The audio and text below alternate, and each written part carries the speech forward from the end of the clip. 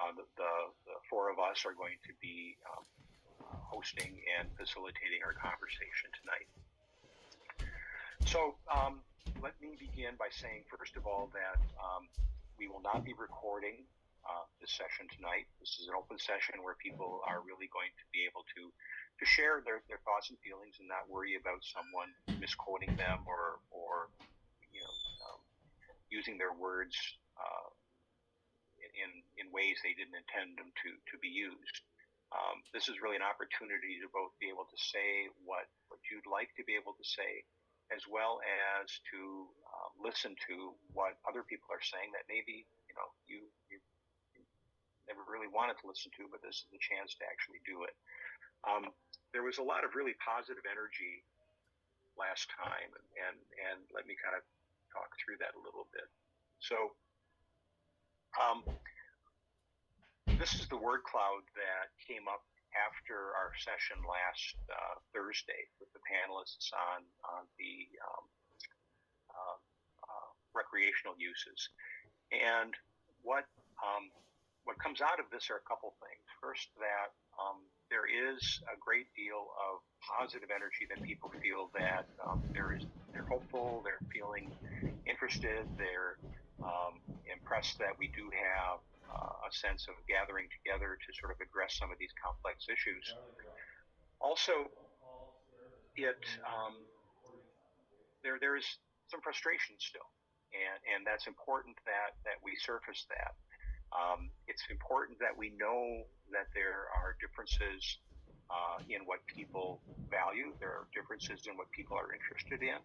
And I know I've mentioned this, my students are going to smile because I say this over and over again. My mother, when she was raising me as one of 8 of 10 kids in our family, she was fond of saying that it takes friction to make a smooth surface, that we are not going to be able to really address the complex issues unless we actually face the differences, work with those differences, and come with ways to sort of live with and engage with the friction that's there in order for Lake Beulah to move forward.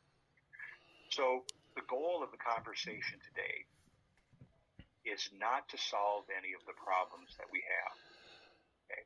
And I want to make that really clear. The purpose of dialogue in these sessions is to raise the issues, to raise the questions, to be able to listen to what other people are saying and really listen to them, with your full self, and not necessarily to agree, but to understand that there are people who feel differently from you and try to listen to what it is that's behind the reasons that they feel the way they do. Similarly, it's very important that you have the opportunity to say what you think and what you feel about these issues, because no one will know. Sometimes people are frustrated, but part of the reason they're frustrated is they've never expressed the interests or the values that they have as well. So these are sessions to really have that opportunity to both speak what's in your heart, what's on your mind, but also to listen to others who may not feel or think the same way that you do. So I want to just overview before we get into our conversations tonight, go over the reason that this Lake Beulah Lake Beulah Collaborative Stewardship Initiative is going on. I went through this last time, but I want to reiterate it because it's really important for us to remember that Lake Beulah, as this lake, is a body of water. But this body of water exists within a landscape that 6,000 years ago was covered with ice. And that when that ice receded, it left a very wonderful aquifer, soils and gravels that make Lake Beulah, as the lake it is today, a very robust lake that exists, I will say, largely through geological and historical accidents. It happens to be where, when the glaciers started receding at the edge of the moraines, it left these massive mounds, and those mounds of gravel and soil capture rainwater and allow the lake to exist in a healthy state. And next session, when we go into the health and the ecology of the lake in session 3, we'll bring in people who can speak to that, what it is about. It was kind of mentioned last time, that when that rainwater falls on this landscape, it goes into calcium-rich limestone rocks, these gravels that the glacier brought down. And that limestone carries calcium with it into the lake water. So this hard water in the lake can absorb and combine with nutrients that come from the surrounding agricultural landscape, bind that phosphorus and deposit it into the sediments, so that there's not as much food for the algae and the thing, so the lake stays clean. And a lot of that is just a very delicate balance that exists because of the glaciers 6,000 years ago when they receded. So that's important to recognize, that Lake Beulah exists as sort of this complex system of geology and time and water, but that over the past 100 years, as it's been developed with human activity, we have started to put stressors on that. We talked the first session about stressors of development and how we balance development with ecological protection. On this last one, we talked about the pressures of recreational use. Next time, we will talk a little bit about the pressures in the landscape, from water to high-capacity wells for East Troy, farming, and the things going on outside of the area really adjacent to the lake. So we're trying to understand how Lake Beulah exists within this complex system of geology, hydrology, and people and economics. So the other thing that was talked about last time that I want to make clear to people is Lake Beulah didn't always exist as Lake Beulah. Historically, it was a series of lakes that were connected through marshes and small streams, and that an impoundment was put up that called the dam at the end of the lake, and that impoundment raised the water level to allow Lake Beulah to be developed with shoreline. There were a lot of lakes in this part of Wisconsin that were literally created by human activity to be developed. So Lake Beulah has a history from its very origins as a lake, as an impoundment. That development was the reason people did that. And as a result, what we are talking about today is one piece of what has been an ongoing part of Lake Beulah's story. And this is something that I hope that everyone is able to sort of grasp and bring out of this as we have our conversations. And this is why I think many of you are here, is we know that Lake Beulah has a past. We know that we are engaged in the present. And many of us are very concerned and want to see that it carries forward, for the next 100, 500 years. And that's sort of at the heart of what brings a lot of us here. And me as an ecologist, that really does motivate me. And that when we look at recreational uses, this is a bathymetric map, and I want to thank the LBPIA. I was able to get some of these from your website. That the lake has these different depth profiles. You have parts that are deeper, you have parts that are shallower. This is really important for fish, and it's very important, as we heard last time, for sailing. It's very important for the wakeboating and all the different kinds of activities. So we have to understand that our activities also within the lake have a lot of differences and things as well. So that said, because Lake Beulah is in this large sort of landscape of interests and factors, that's why we're doing these 4 sessions. And again, the purpose of these sessions is not to solve problems, but to listen to others, to ask better questions. Again, I quote my mom again. My mom said to me early on in life, she said, finding answers is easy. People are just asking the wrong questions. Your job tonight is, through your listening and through your speaking, is to help us ask better questions about how we can help Lake Beulah move forward. That's really the goal here. Because then once we find and really surface those questions, we can all agree what those questions might be, then we can start saying, how do we answer those questions as a community, collectively and collaboratively? That's what collaborative stewardship is about, is agreeing on what the questions are and then gathering the evidence that we all believe will help us answer those questions going forward. So tonight we're having the discussion about balancing recreational uses in ecology. In April, we'll have the sessions on protecting ecological health and human health. And then finally, hopefully in May, and as I mentioned last time in person, we're hoping to have a session on collaborative environmental governance and decision making. Now, as we go along, please feel free to put you should be able to put questions or comments in the chat. But also, as we go into our break, we are going to, or as we go into our breakout, not our break, as we go into our breakout sessions. Excuse me. We are going to do what's called a circle dialogue. And in this circle dialogue, there'll be a small group of you that will try to address and have an opportunity to address 3 different questions. And you'll have about 2 to 3 minutes in your question, in your session to answer the question.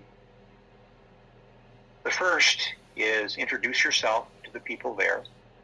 And I'm going to ask everyone to please, when you go into your small group sessions, please, if you're comfortable, I know sometimes we're in situations that it's not, we don't feel comfortable, but it would really be nice for you to turn your video on so people know who you are and can see you. That's a real person there.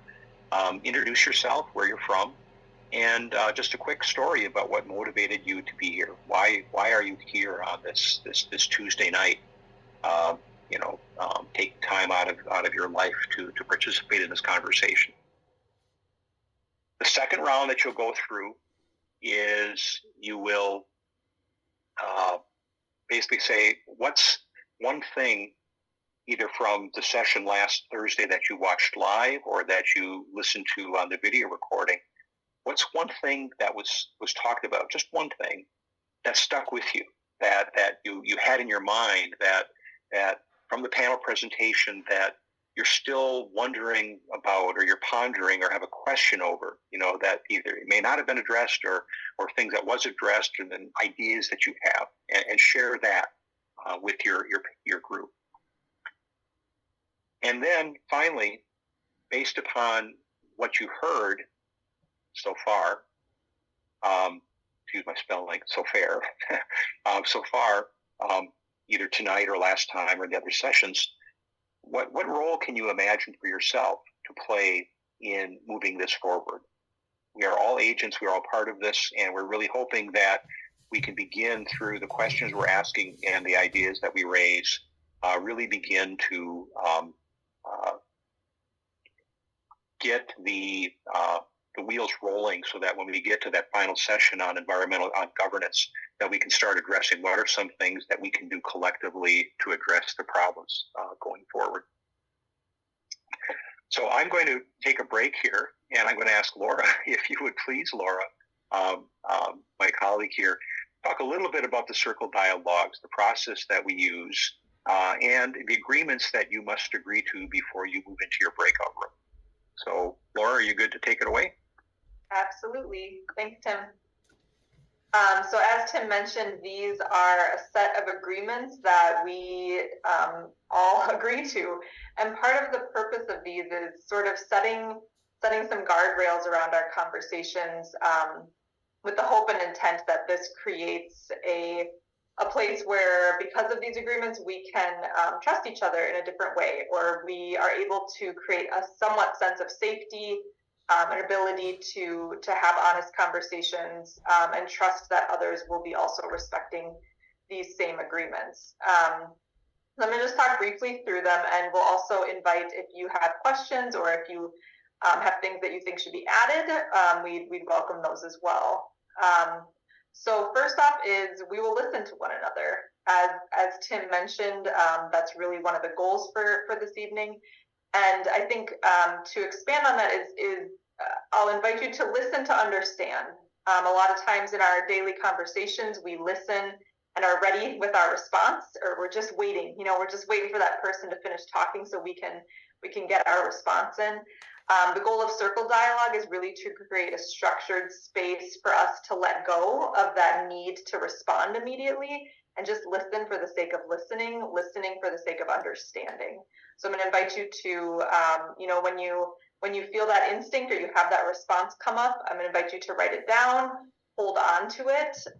We're really trying to give everyone their opportunity to share without it being a back and forth discussion. It's really, this structure is meant to help you and help all of us listen and pay attention.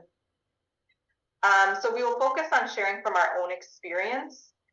One way that we can do this is by trying to use I statements. So whenever you're about to share, try to be able to speak from 1663.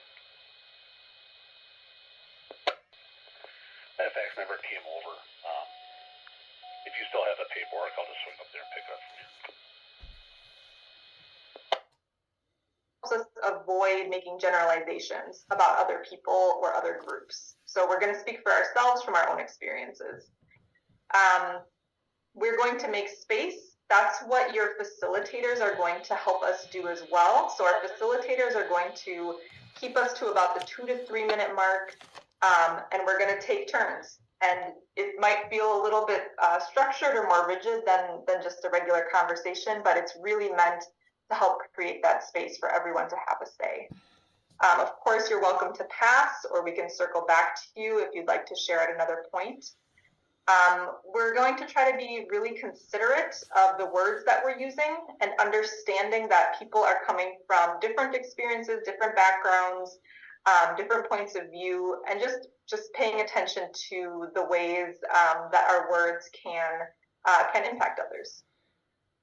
We're going to try to avoid making assumptions about others. This connects to this idea of, again, speaking for ourselves and trying to avoid generalizations. I think this also invites us into a place of curiosity. Again, when we notice sometimes those thoughts that can be maybe a little bit more judgmental or making assumptions, this is an invitation to try to catch that, and instead of saying like, how could they think that? Like, that's so dumb. What are they thinking?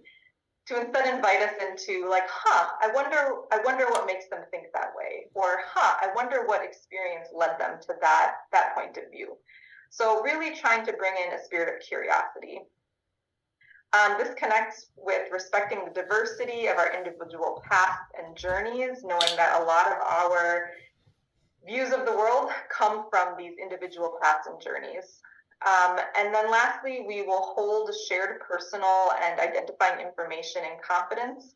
Of course, we want you to take anything that you've learned, new perspectives, new ideas. We want you to take those out into the world with you, but to leave any personal information here so that we can respect the things that people have shared in the circle.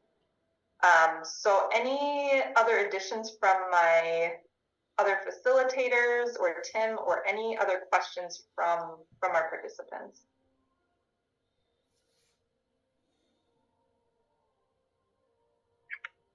Yeah, thank you so much, Laura. So one of the things, and this is I have a conversation with someone after last session, that I'm a scientist. I love collecting data. I love creating arguments based upon science and research. And what I've found over the years is that communicating requires both a sender and a receiver. And sometimes people, as this is it, the purpose here is to really listen and to be able to open up our capacity to be able to listen to other people and understand where they're coming from. So that said, before you get into your breakout rooms, I have one last thing to say to you. There will be a test when you come out. All right. So this is I'm a retired professor, but I can't help but giving tests. So you're going to have a survey at the end that you're going to have, and you're going to be asked a couple questions. One question is, what's something that you hoped or wanted to say this evening, and did you get a chance to say it? Do you feel that you were heard? Did you get a chance to say what you wanted to say, and were you heard? Second was, what did you hear from somebody else that either affirmed or aligned with what you think? What did you hear that resonates with you positively? And then likewise, what did you hear that maybe is a little bit different or not aligned with what you think? And the issues that are facing the lake as well. And then lastly, what was something you heard that may have influenced how you think, either more so what you feel already, or maybe a little bit to understand how someone different from you feels. So those are kind of the 4 questions that are going to be part of our follow-up discussion. So we're going to go into the breakout rooms. Each of you should be able to move into your breakout rooms now. And they will be either Anna, Laura, or Edward. And let me stop the sharing here. And you should be able to move into your rooms. So click join your room. If you're having any problem with that, I'll be moving around. Let me know if you are unable to join.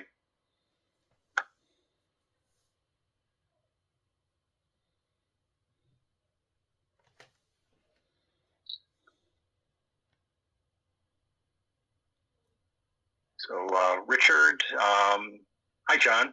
How you doing? And I'm doing well, thanks. And anyone else that is not in a room? I don't know what I'm doing. I'm sorry. Okay, that's all right. Back in because I had a black screen.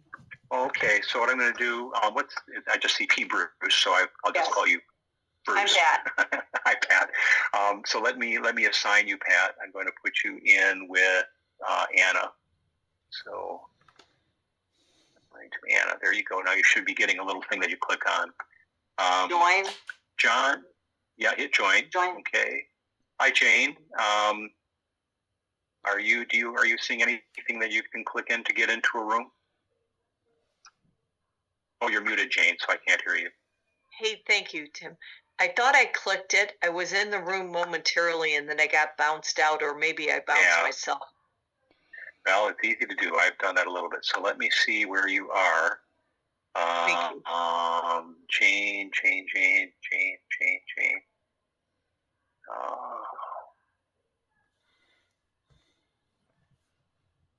We had like over 80 people sign up. I'm glad they're not all here. I shouldn't say that. I wish we had them all here.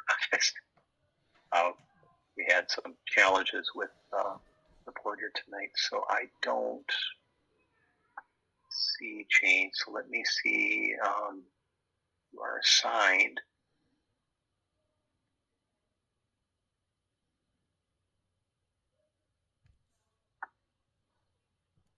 So Jane, let me see if I can assign you to a room.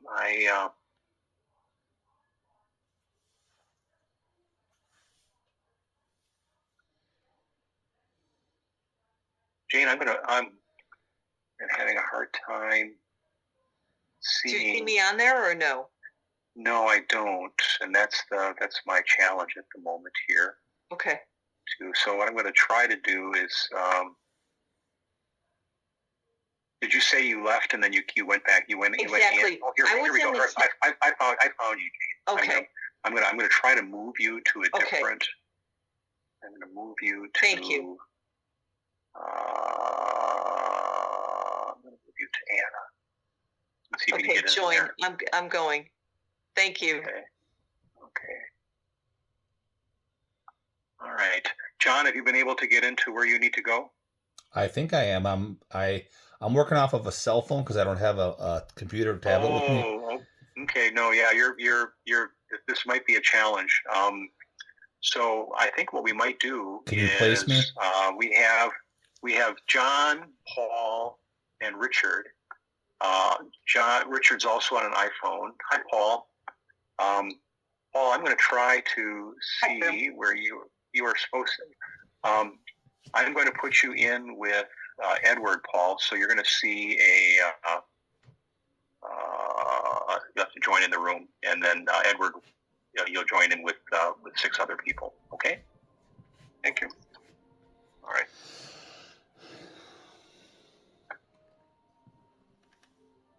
Oh, can you get in there, Paul? Great.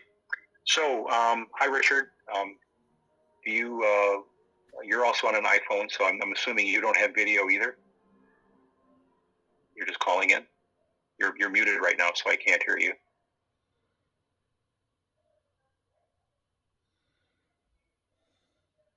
Hello, Richard. All right.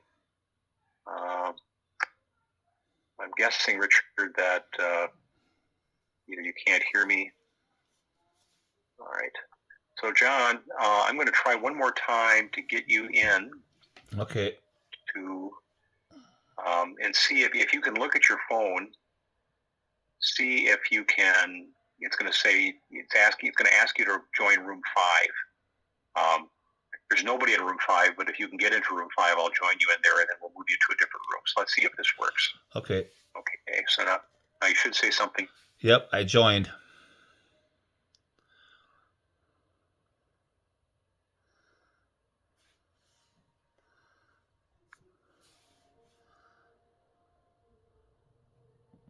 I think I'm in, Tim. There you are. Okay, John. There, you got it to room 5. So now what I'm going to do is I'm going to leave the room, and I'm going to go and move you into room 1, which is with Laura Hermans, one of my colleagues, who will then facilitate the conversation. All right? Okay, sounds good. Thank you. Sound good. By the way, I got to tell you, I've had some really good conversations with John. I guess it's pronounced Tyson. Yeah, it's been interesting. I have a feeling that you've probably talked to him quite a bit over the years. Is my guess. I've known him for pushing 40 years, so yeah, I talked to him for a few times. Yeah, so I was hoping he'd be here tonight, but I understand he might not be. So anyway, I'm gonna leave the room. I'll leave you here all by yourself, but then you're gonna see another thing that's gonna move you to a different room. Okay, sounds good. Thank you. All right. Okay. All right.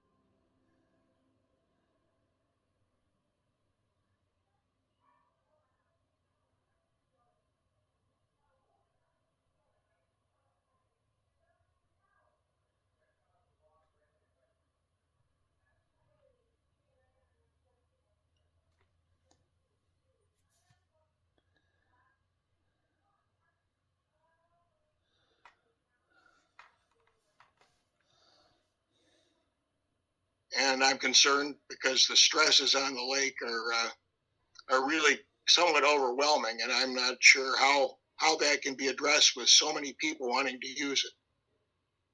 Yeah, thank you. And next up, I've got JT iPad, and it looks like we've got 2 folks. So if you each want to take a turn, that'd be great. Great. My name is Jennifer Torsch Koska, and I am a member of the LBPIA board, and I am particularly interested in the environment and ecology and water quality of Lake Beulah and how we will be able to manage all the recreational uses and the building that goes on at Lake Beulah to make sure, as the other members have said, that we preserve the overall health of the lake in perpetuity. I am very lucky because I married 45 years ago Charles Koska,